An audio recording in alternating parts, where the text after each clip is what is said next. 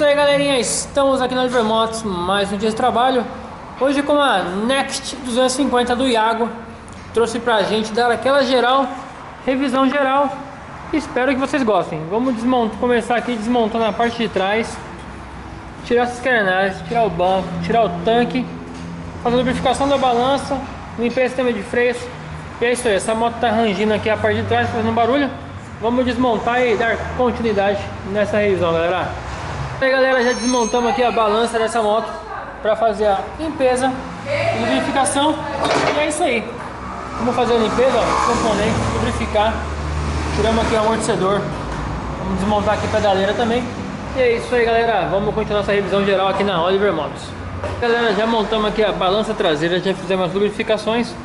Agora tiramos aqui, ó, a tampa de válvulas para fazer a verificação das válvulas. Vamos regular e vamos continuando essa revisão. Estamos quase finalizando essa parte aqui. Logo vamos virar a moto e passar para a parte da frente. Valeu! Já viramos aqui a moto. Estamos fazendo agora a parte da frente. Tiramos aqui, ó, suspensão. Vamos tirar agora a caixa de direção. Aqui a suspensão. Vamos substituir esse óleo e vamos continuar nessa geral aqui da Next 250. É isso aí, galera. Já montamos aqui, ó, parte da frente da moto. Trocamos a óleo de suspensão.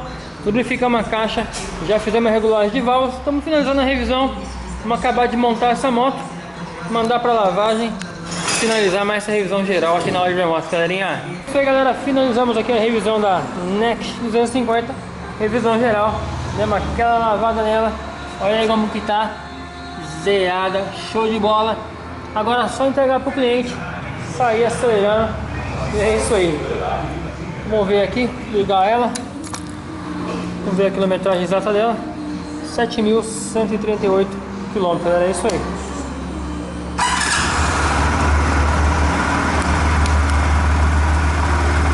Show de bola, moto zerada. E é isso aí, galera. Deixe seu like, compartilha. Valeu, um abraço a todos aí. E aí, galera, obrigado por assistir mais esse vídeo da Oliver Motos.